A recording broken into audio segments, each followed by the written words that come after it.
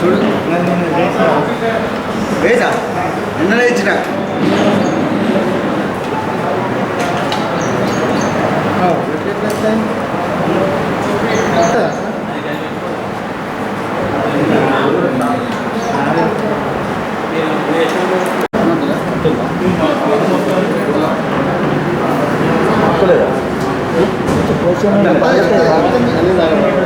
कैमरे करे तो ईयरफोन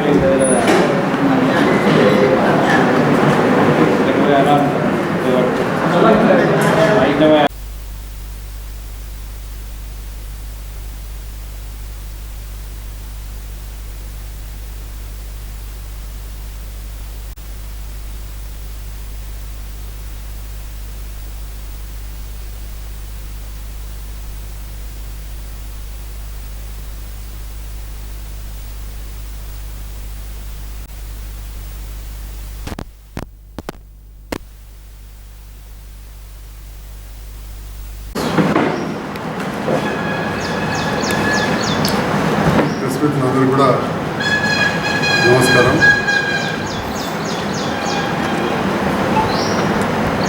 గత కొన్ని నెలలుగా నేను ఎప్పుడైతే గౌరవ ముఖ్యమంత్రి, పిసిసి అధ్యక్షులు, మంత్రులు, సలహాదారుల సమక్షంలో ప్రభుత్వంతో కలిసి పనిచేస్తానని చెప్పినాం.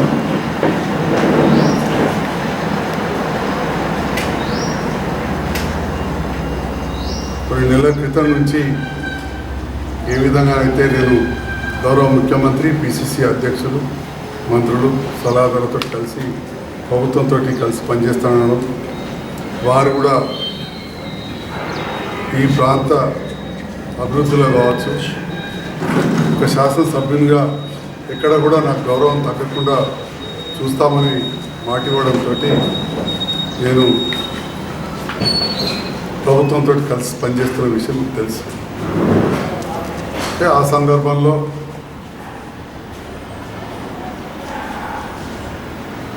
కొన్ని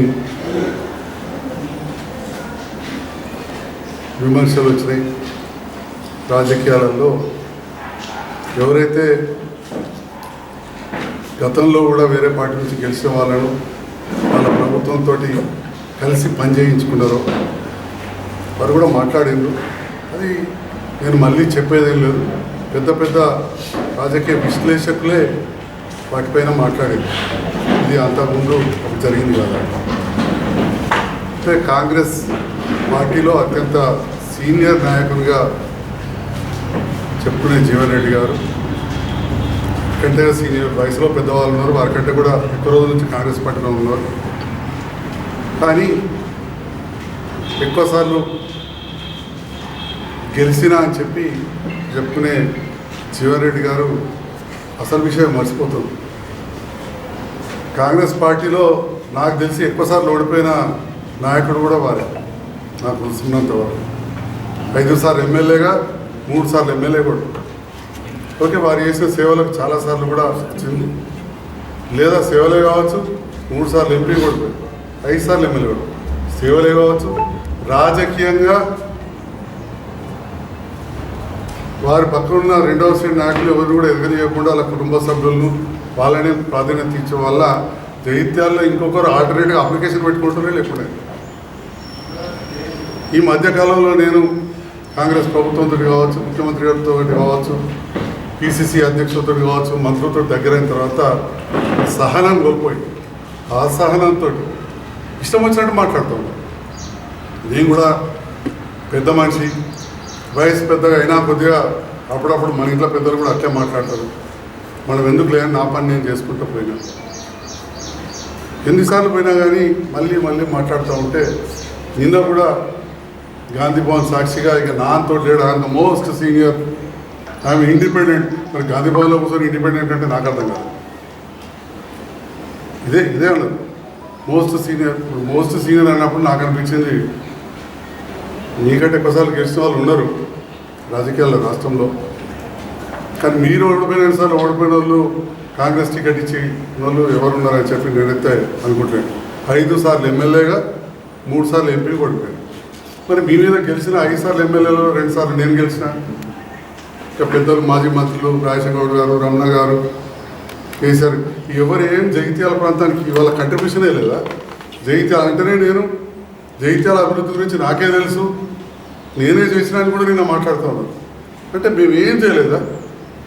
నేను 2 సార్లు గెలిచిన, ఆ పోయినసారి 10 సంవత్సరాలు గెలిచిండు, ఏం చేయలేదు. నేను 10 సంవత్సరాలు ఎక్కడైంది? నేను రాజకీయాల్లో బీఆర్ఎస్ పార్టీలో పోయి పట్టణంలో చేరినా. నేను గెలిచింది 18 చివరిలో. ఏడాది కాగానే కరోనా వచ్చింది.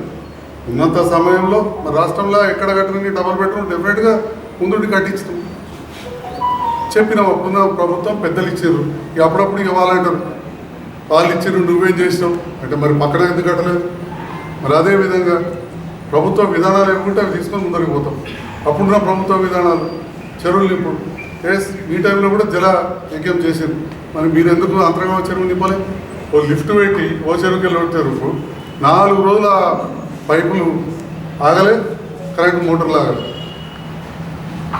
మరి అదే పక్కనే కింద సుద్దాల దేవయ్య గారు మా గ్రామ వాస్తవ్యులు, కానీ పక్క నియోజకవర్గం ప్రాతినిధ్యం వహిస్తూ పోతారకు వరదకాలంకి వెళ్ళి నీళ్లు తీసుకుపోయింది. మీకు 10 సార్లు ఓటేసిన వాళ్ళు ముఖ్యమంత్రి సమక్షంలో రాజశేఖర రెడ్డి గారిని కోరినప్పుడు మీకెందుకు ఆలోచన రాలేదు? ఓ లిఫ్ట్లు పెట్టి పైపులు వేసి, మరి నాకు తెలుసు ఆఫ్ ద రికార్డో చాలామంది చెప్తుంటారు వాళ్ళ తమ్ముడే వేసిండు ఆ కాంట్రాక్ట్ అని చెప్పి. 4 రోజులు నడవలేదు. అందుకే ఆ ఊళ్ళో 90% ఓట్లు నాకు వేస్తున్నారు. అన్ని వర్గాల ప్రజలు ఉంటారు. దాదాపు 3000 ఓట్లు ఉన్నాయి. అంటే ఎందరితోటి మా కుటుంబం మంచిగా ఉంటే ఆ రకంగా ఓట్లు వచ్చినాయి. అలా భూస్వాములు అది ఇదని ఒకనాడు మాట్లాడింది. మమ్మల్ని నేను నక్సలైట్లు చంపలేదు జగన్రెడ్డి గారు, మమ్మల్ని ఎవరు చంపలేదు. ఎవరు ఎక్కడ చంపారో జగిత్యాల ప్రజలకు తెలుసు. అరాచకాలు చేసిన భూస్వాములు పోయి హైదరాబాద్ ఎక్కారు, లేకపోతే మీదికి పోయారు. ఇక్కడ మిగిలిన ప్రజలతో మంచిగా ఉన్న వాళ్ళు ఈ ఒకరోజు మాట్లాడతారు. వాళ్ళ కుటుంబంలో ఇండిపెండెంట్కి వెళ్ళి నిలబడ్డారు, గెలిచారు కూడా. పెద్ద మనిషి అత్యంత సామాన్య జీవితం గడిపే జువాడు దామోదరరావు గారి గురించి మాట్లాడారు. వారైతే నేను పోయి చూస్తే పోతారన్న నా దగ్గర బంధువు, మా అమ్మకు మేనవాదే భర్త. సామాన్య పూల పెంకలు ఇళ్ళ ఇంటి ముందట పెన్షన్తో ఉంటుంటే ఎవరైనా చెప్తారు బస్సులో వచ్చి బస్సులో పోతారు. వారు ఇండిపెండెంట్కి వేసారు. వారి గురించి మాట్లాడారు. చోకారావు గారి గురించి పార్టీ మాట. అరే ఒకసారి మారేరు రకరకాల వారు పోయి పశ్చాత్తాపం పొంది మళ్ళీ ఎన్నో దైవ కార్యక్రమాలు చేసుకొని అదే రాజీవ్ గాంధీ పిలిచి చెన్నారెడ్డి మీద పోటీ చేయమని పిలుపునిచ్చే పరిస్థితికి తెచ్చుకున్నారు. అంతేగాని పొద్దుగాలే తొగలు వాళ్ళు విమర్శించుకోలేదు. ఇంకా కూడా మా చిన్నతాత కాంగ్రెస్కి వెళ్ళి ఎంపీ ఉండే, మా పెద్దనాన్నకి టికెట్ చేయకపోతే ఇండిపెండెంట్ నిలబడి గెలిచిండు కాదు. మరి మీరు మర్చిపోతున్నారు. ఇదే మీడియా ముందు చెప్పారు కదా, సినన్న కొడుకు అని చెప్పి నేను కటౌట్ వేయమన్నా అని చెప్పి. కాంగ్రెస్ నుండి బద్ద శత్రువు పొద్దుగాలు ఎత్తే భారతీయ జనతా పార్టీకి కాంగ్రెస్కు బద్ద వైరుధ్యం. బీజేపీ అభ్యర్థి సినన్న కొడుకు ఏమన్నా అని చెప్పి మీరు ప్రెస్కే చెప్పారు, అందరు విన్నారు. మీటింగ్లో చెప్పారు సినన్న కొడుకు అని చెప్పి. మరి అది మీ విజ్ఞతకు వదిలేస్తున్నాం. మరి మాట్లాడినప్పుడు మీరేం మాట్లాడుతున్నారో అర్థం చేసుకోవాలి. ఇవాళ జగిత్యాల ప్రజలు దాదాపు అన్ని గ్రామాలలో 18లో నాకు మెజార్టీ ఇచ్చింది. 14లో మీ మీద కొద్ది ఓట్లతో ఓడిపోయినప్పుడు కూడా జగిత్యాల పట్టణంలో చుట్టుపక్కల గ్రామాల్లో నాకు మెజార్టీ వచ్చింది. జీవన్రెడ్డి గారు మీరు గెలిచింది బుగ్గారం నియోజకవర్గం ఏదైతే డిలిమిటేషన్లో కలిసిందో రత్నాకర్రావు గారు ప్రాతినిధ్యం వహించిన ప్రాంతం గతంలో రాయికల్, బీర్పూర్, సారంగాపూర్ దాంతో మీరు గెలిచిండ్రు. జగిత్యాల ప్రాంత ప్రజలు మీకు ఓట్లు వేయలేదు. 14లో కూడా నాకేసారు. నైతికంగా నాదే గెలుపు. కానీ నేను ఎన్నాడు కూడా మాట్లాడలే. జీవన్రెడ్డి గారే ఎమ్మెల్యే.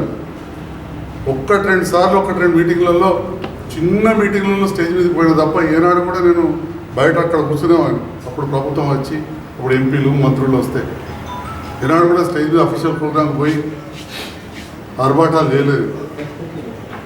అసహనం ఎన్నడూ కూడా వ్యక్తం చేయలేదు. సామాన్య కార్యకర్తలాగా ఉండి మీ మీద 2018లో 40% తేడా ఓటుతో గెలిచిన మామూలు ఓటు మెజార్టీ గెలిపించారు. గెలిచినా కాదు, ప్రజలు గెలిపించారు. ఎందుకు 14లో నా దగ్గర రికార్డు లేదు కానీ మాట్లాడుతూ ఉంటారు. మీ మీడియా దగ్గర ఉండొచ్చు. ఇదే లాస్ట్ అయ్యా డాక్టర్ సంజయ్కి దవాఖాన ఉంది కదా, నేను పోయినసారి కూడా ఓడిపోయిన 2009లో రమణ మీద ఒక అవకాశం ఇయ్యంటే ఒత్తోట్లతోటి అది కూడా దూరం దూరం గ్రామాలలో వచ్చింది. జగిత్యాల పట్టణంలో నాకే మెజారిటీ ఓట్లేసింది ప్రజలు. 18లో ప్రతి గ్రామంలో జగిత్యాల పట్టణం గాంధీనగర్ నుంచి టిఆర్ నగర్ దాకా, విద్యానగర్ నుంచి తులసినగర్ వరకు, శంకులపల్లకి వెళ్ళి గోవిందపల్లి దాకా ప్రతి బూత్లో ఒక కుటుంబ సభ్యుల్లా భావించి సంజయ్ కుమార్ అనే నాకు ఒక డాక్టర్గా కావచ్చు, వివిధ సత్సంబంధాలు కాబట్టి మెజారిటీ ఓట్లేసిన ప్రజలు ఓట్లతో గెలిచిన నేను పనిచేస్తాను చేసిన 50 రోడ్డు మీరు గింత తీసినా ఏదో చెప్తారు ఎవరు కూడా, కానీ 993 మీటర్లు ఇలా పక్కా 100 ఫీట్లు చేసినాం. ఇంకా చేయాల్సింది ఉంది. ఒక రోడ్లో మంత్రిగా ఉండి గొల్లపల్లి రోడ్డు నేను పెద్దగా చేస్తే మీరు అడ్డం వచ్చారు. మెడికల్ కాలేజ్ తీసి అక్కడెక్కడ పెట్టమంటారు. ఇంటిగ్రేటెడ్ మార్కెట్ ఇంకేమో అంటారు. అన్ని నేనే చేసిన అంటారు. తీసుకపోయి జేఎన్టీ తీసుకపోయి అక్కడ గుట్టలలో, నాక్ సెంటర్ తీసుకపోయి ఇంకొకపల్లి గుట్టలలో రోడ్ల మంత్రి రోడ్ అనే లేదు. నాక్ సెంటర్లో చదివే పేదవాళ్ళు ఉంటారు. కరీంనగర్ రోడ్ ఇప్పుడు బంపర్ టు బంపర్ అయిపోయింది. రోడ్ల మంత్రి ఎందుకే? వైఎస్ రాజశేఖర రెడ్డితో పోటీ పడ్డ అభివృద్ధిలో ఏం పోటీ పడ్డారు?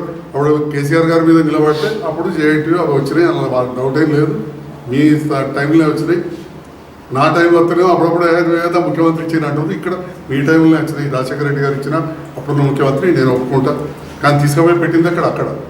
కానీ పులివెందులో మీరు జీవరెడ్డి గారు ఎట్లా చూసినట్టు నేను కూడా చూసిన పులివెందులో.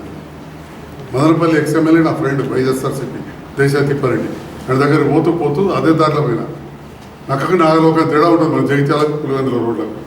మీ రోడ్ల మంత్రిగా ఇలా కరీంనగర్ రోడ్ అన్న 4 ఏళ్ళు చేయలేదు. గాంధీనగర్ హైవే ఒకటేసారి గెలిచిన కేంద్ర ప్రభుత్వ పరిధిలో ఉంటే అధికారులను పట్టుకొని చేసినా. మొన్న ఎంపీ గారి దగ్గర పోయినా రిక్వెస్ట్ చేసినా. ఈ పత్రికా ముఖ్యంగా చెప్తున్నా వారి సహకారంతో నిజంగా వారు కూడా లెటర్ పెట్టారు. ఇలా తిప్పలపేట రోడ్డు కూడా పెద్దగా చేస్తున్నాం. 4 లైన్ అయితే ఉంది. ఎస్టిమేట్స్ రెడీ అవుతున్నాయి. చెట్లు అన్నీ ఎన్యూమరేషన్ అవుతుంది. Forest department clearance, water pipe line షిఫ్టింగ్కు ప్లాన్ చేస్తున్నాం. మరి మీరెందుకు చేయలేదు? ఎంతమంది చచ్చిపోతుంది? ఏమనంటే బైపాస్ రోడ్ చేసినాం. బైపాస్ రోడ్ సారామారుతి గారు పైప్ లైన్ వేసారు. దేశాయ్ గారు చెందినప్పుడు ఇంతలో కంకర వచ్చారు. మీరు పీటీ రోడ్ చేయాలి. అది కూడా మొత్తం చేయలే కదా. గొల్లపల్లి రోడ్ దాకా చేసి ఇచ్చి పెట్టారు. 36 వంకలు, దానికి లెక్కలేదు. అదన్నా 100 ఫీట్లు అని చెప్పి తీర్మానం తీసుకురాలి. ఇప్పుడు 90 ఏళ్ల కొరుట్లలో మెట్పల్లిలో పెద్ద ఎప్పుడైనా మీరు చూడండి వస్తుంటే రోడ్ ఎట్లా పెద్దగా ఉంటుందో. ఇక్కడ మౌలిక వసతులు పెంచకపోవడంతో మీరు రాజకీయాలకు రాకముందే కరీంనగర్ తర్వాత ఫస్ట్ డిగ్రీ కళాశాల జగిత్యాల, బ్రహ్మాండమైన ఓల్డ్ హై స్కూల్, పేరెంట్కి దామోదర్ రెడ్డి గారు ఇప్పుడు ఎమ్మెల్సీ, వాళ్ళ కొడుకు ఎమ్మెల్యే నాగరికర్లు చెప్తా ఉంటాయి. మంచి టీచర్లు కానీ వాళ్ళు పెద్ద భూస్వాములు. వాళ్ళ నాన్న ఇక్కడ ఒక టీచర్ వస్తే ఇక్కడ చదివించేటట్టు ఓల్డ్ హై స్కూల్. ఈ విద్యా సంస్థలు అప్పుడే స్టార్ట్ అయ్యాయి. మీరు రాజకీయాలకు రాకముందే కరీంనగర్ తర్వాత ఫస్ట్ డిగ్రీ కళాశాల జగిత్యాల, బ్రహ్మాండమైన ఓల్డ్ హై స్కూల్, పేరెంట్కి దామోదర్ రెడ్డి గారు ఇప్పుడు ఎమ్మెల్సీ, వాళ్ళ కొడుకు ఎమ్మెల్యే నాగరికర్లు చెప్తా ఉంటాయి. మంచి టీచర్లు కానీ వాళ్ళు పెద్ద భూస్వాములు. వాళ్ళ నాన్న ఇక్కడ ఒక టీచర్ వస్తే ఇక్కడ చదివించేటట్టు ఓల్డ్ హై స్కూల్. ఈ విద్యా సంస్థలు అప్పుడే స్టార్ట్ అయ్యాయి. దరూర్ క్యాంపు కాడా ఎప్పుడైందండి? కాడా గెస్ట్ హౌస్, కాడా ఆడిటోరియం. అప్పుడు మంత్రి ఎవరు? మీరే చూసుకోరు గూగుల్లో. 9 సంవత్సరాలు మంత్రి పదవి చేసిన మా జిల్లా నాయకుడు నాకు బంధువే అవుతాడు. మా అమ్మకు బంధువే, నా భార్యకు అత్యంత దగ్గర బంధువే. వారు మంత్రి ఉండే. నేను కాపాడినా. ఏం కాపాడింది? మీరు ఇస్తా అనుకున్నాడు. ఫారెస్ట్ వాళ్ళకి ఇవ్వలేదా? బస్కి పోలేదా? పోలీసు వాళ్ళకి ఇవ్వలేదా? జడ్జిలకి ఇవ్వలేదా? ఇంకా లారీ అసోసియేషన్ కూడా ఒకటి కాయిదా పెట్టారు. మానే ఉండే మీ ఇస్తాను ఇచ్చారు. పాత్రికేయ మిత్రులు అడిగితే మాత్రం ఇవ్వాలి, మీకు మాత్రం ఇవ్వాలి, వాళ్ళకి ఇవ్వలేదు. ఇలా గీతా విద్యాలయం అంటే ఒక మంచి సంస్థ అక్కడ రాలేదా? అవన్నీ మీరు వచ్చిన పొలాస ఫామ్కు భూసేకరణ మీరు మంత్రిగా ఉన్నప్పుడే ఫౌండేషన్ వేసి రామాత్రం నాకు కూడా తెలుసు. కానీ అసలు దానికోసం జరిగిన కార్యక్రమం ఇవి రాజకీయాలకు రాకముందు అయింది. ప్రకాశం దామోదరుడు భావన అవుతారు సత్యాగ్రహం చేశారని చెప్తారు పులాసు. సురేంద్రరావు ఎమ్మెల్యే, జగపతిరావు ఎమ్మెల్యే, తుకారావు వ్యవసాయ శాఖ మంత్రి ఉన్నప్పటికెళ్ళి స్టార్ట్ అయింది అది రీసెర్చ్. చెంగల ఫామ్ ఎప్పుడైందండి వాళ్ళంతా మీ హయాంలో కుంటుపడ్డది. 74 ఎక్కడ ఉన్నారు మీరు? వకీలుగా వచ్చింది వాళ్ళు చెప్పొస్తే. ఎందుకంటే పదే ఇవన్నీ మాట్లాడుతూ ఉంటే నాకు మాట్లాడక తప్పక నేను మాట్లాడుతాను. ఏం ఆల్తు పాల్తు కుటుంబంలోకి లక్ష్యమా? ఒక రాజకీయమే కాదు, ఏ సేవ చేసే కుటుంబంలోకి లక్ష్యం అండి.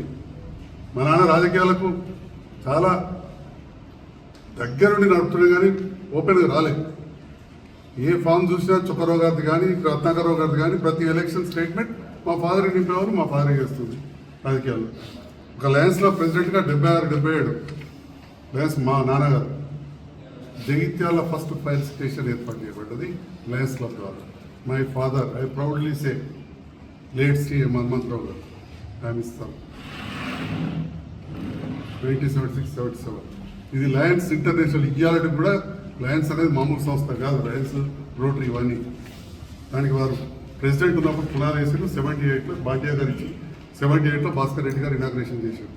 రమణయ్య సారు సెక్రటరీ, రాయన్స్ రామకృష్ణ గారు, దశరథ్ నాయుడు గారు, మిట్పల్లి గారు, డాక్టర్ పీటర్ గారు, వీళ్ళందరూ మీటింగ్స్ మా ఇంటికి వస్తారు. నేను ఇక్కడే చదువుకున్నాను కదా 10th క్లాస్ ఇంటర్మీడియట్ వరకు. నేను చూడలేదా సేవా కార్యక్రమాలు? అప్పటి నుంచి చూసాను. తర్వాత రోటరీ క్లబ్ ద్వారా 95లోనే నేను మెట్పల్లిలో రోటరీ ప్రెసిడెంట్. అది 90వ సంవత్సరం రోటరీ ఇంటర్నేషనల్ ఫామ్ అయ్యి. రోటరీ 100వ సంవత్సరం సెంటెనియల్ ప్రెసిడెంట్ అంటారు. ప్రెస్టీజియస్ సెంటెనియల్ ప్రెసిడెంట్ జగిత్యాలకు మేము ఉన్నాం. ఇవాళ రోటరీ పార్క్ మండల ఆఫీస్ ముందరది రోటరీ క్లబ్ చేసింది కదా. అంబులెన్స్ ప్రైవేట్లో కూడా లేకుండా for your kind information. First ambulance జగిత్యాలు నడిపించిందంటే మొత్తం జగన్రావు గారు. వాడు నాకు అప్పయిపోయారు. మరి చాలా డబ్బులు ఇచ్చారు. అయినా కానీ పెట్రోల్కి లేవంటే అటువంటి టైంలో మరి నేను ఒక డాక్టర్ అప్పుడు ఎప్పుడు ఎవరికైనా లేని ఎన్ని కార్యక్రమాలు చేసినాం. క్లాక్ టవర్ మీరు కట్టించిందా? అది నిజాం నవాబ్కు గుర్తుగా చెరియలు దొరకచ్చు. పాడైపోతే నేను మంచాల కృష్ణ వెళ్ళి అక్కడ అప్పుడు వాళ్ళ కొడుకు డాక్టర్ అడిగి డబ్బులు తీసుకొచ్చి జన్మలు మ్యాచ్ చేసి అప్పుడు సబ్ కలెక్టర్ దాన్ని రెనోవేషన్ చేసి క్లాక్ టవర్ అక్కడికైతే మీరు చేసేది. ఇక మానవాళ్ళకి తెలుసు 5 కోట్లు సాధించిన జీవరెడ్డి గారు కాదు. అసలు ఆ 5 కోట్లు ఎక్కడి కానీ కేంద్రం కదా, ఐటీఎస్ఎంటీ ఫండ్స్ కదా. ఇప్పుడు చొక్కరావు గారు ఎంపీ కదా, ఐటీఎస్ఎంటీ ఫండ్స్ తోటే కదా టౌన్ హాల్ కట్టింది, ఈ మున్సిపల్ కాంప్లెక్స్ కట్టింది, అంగడిగదుల కాంప్లెక్స్ కట్టింది. ఆయన పెద్ద మనిషి చెప్పుకోకపోను పేరు పెట్టలేదు. అన్ని నేనే సాధించిన అనగానే అయిపోతుందా? పిల్లి కాలు మూసుకొని పాలు తాగే వాళ్ళు చూస్తలేదు అనుకుంటే ఎట్లా? అది గమనించే ప్రజలు మిమ్మల్ని సార్లు ఓడగొట్టి మమ్మల్ని గెలిపించి. ఇంతకుముందు చెప్పినా కదా నేను సీనియర్ అంటూ. ఆ గాంధీ భవన్ బీఫామ్ ఇచ్చిన వాళ్ళ ఇన్నిసార్లు బీఫామ్ ఎవరికి ఇచ్చి ఉండదు. ఇన్నిసార్లు ఓడిపోయిన కాంగ్రెస్ నాయకుడు కూడా నాకు తెలిసి ఒకటి. ఇన్నిసార్లు ఓడిపోయిన కాంగ్రెస్ నాయకులు నాకు తెలిసి వాళ్ళు. కాబట్టి మళ్ళీ దయచేసి నేను గౌరవపూర్వకంగా చెప్తా ఉన్నా. జగిత్యాలంటేనే నేనంటేనే జగిత్యాల లేదా బెదిరియడం, భయపెట్టడం. మీ కొంతమంది శిష్యులు సోషల్ మీడియాలో అసభ్యంగా నా గురించి నా వెంటుమల గురించి మాట్లాడడం, పోస్టులు పెట్టడం అదే గొప్పదా? నేను ఎన్నడూ కూడా ఇట్లాంటిది ఎంకరేజ్ చేయను. కూడా పోటీ పడ్డా ఎలక్షన్లో ఇంట్లో పడ్డా, అంతకుముందు కూడా తిరిగిన ఎలక్షన్లో. ఏనాడు కూడా నేను ఇక్కడ ఈ ప్రాంతంలో నేను సేవ చేయడానికి వచ్చినా చేస్తున్నా అని చెప్తాం. ప్రాపర్ చేతులు చేసేప్పటికీ గెలిపించారు. నువ్వేం చేసినావంటే ప్రజలను అవమానించినట్టు. ప్రజల ద్వారా గెలిచాడు. నేను పెద్ద గుండానా రిగ్గింగ్ చేసిన లేకపోతే ఏదో కూడా మాట్లాడతాడు. నిన్న కూడా పోస్ట్ పెట్టాడట ఏదో ఓటుకి అంటే అమ్మబోతాడు. ప్రజలు పట్టిన అంత ఈజీయా? అయితే టాటా బిర్లాలు ప్రధానమంత్రి అయ్యారు, ముఖ్యమంత్రి రేవంత్ రెడ్డి గారు ఎందుకు అయ్యారు? ఇంకెవరో ప్రొడ్యూసర్లు అయ్యారు ఉన్నారు కదా మన రాష్ట్రంలో కూడా పెద్ద పెద్ద ప్రొడ్యూసర్లు. ప్రభుత్వాలు ఎన్నో చెందాల్సి వాళ్ళేదు. సామాన్య రైతు కుటుంబంలోకి వెళ్ళి రేవంత్ రెడ్డి గారు ఇట్లా ప్రజలు అన్నీ కూడా గమనిస్తారు. కాబట్టి ఈ సందర్భంలో పెద్దలు జీవన్రెడ్డి గారికి నేను కోరుతున్నా, వారి ఇష్టం. ఈ రకంగా సహనం కోల్పోయి అసహనంగా ఉండి ఆవేశంగా ఉండి అనవసరంగా మీ చుట్టుపక్కల ఉన్న వాళ్ళు రెచ్చగొట్టి లేదా పక్కన కొన్ని రోజులు నాయకుడే తిరిగిన ఒక 3 ఇప్పుడు రెగ్యులర్ ఉంటుంది. కొన్ని పదవులు కూడా వాళ్ళకి వచ్చినాయి. ఆ పోస్టులు పెట్టి పోస్టులు ఇచ్చారు. నేను భరించలేక వెళ్ళబడితే నేను ఏమనుకున్నాను కొంతమంది వాళ్ళు చెప్పేది చెవులో ఇని పెద్ద మనిషి తనంలో ఈ ఆగమని అసహనం పోతే మిమ్మల్ని ప్రజలు ఒప్పుకోరు. ఎందుకంటే మొన్న ఎమ్మెల్యేగా నాకు ఓటేసిన తర్వాత గతంలో 94లో ఎమ్మెల్యేగా రన్న కోసం పెట్టేసి మీరు ఓడిపోయిన తర్వాత నెక్స్ట్ మళ్ళీ నిలబడితే కమలా గారు ఎంపీ అయిన తర్వాత బ్రహ్మరథం పట్టింది. మరి మొన్న కూడా నాకు వేసిన తర్వాత మళ్ళీ మీరు ఎంపీ నిలబడితే మీకు బ్రహ్మరథం పట్టాలి. అలాంటిది ఏం జరిగింది? రాష్ట్ర నాయకుడు పక్క నియోజకవర్గంలో 33,000 మ్యాండేట్స్, ఇక్కడ 3,000 మేవాటి కూడా రాదు. కాబట్టి నేను దయచేసి మళ్ళీ కోరుతా ఉన్నా పెద్ద జీవన్ రెడ్డి గారు, మీరు అసాధం కోరుకోవద్దు.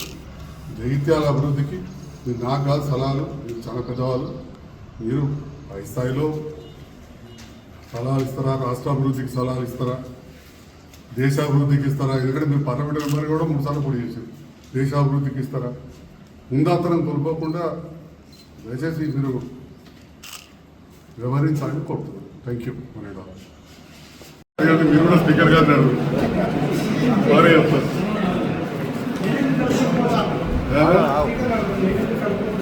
అంతే మీరు కూడా స్పీకర్ గారు వారే చెప్పిన పెద్దమని చెప్పి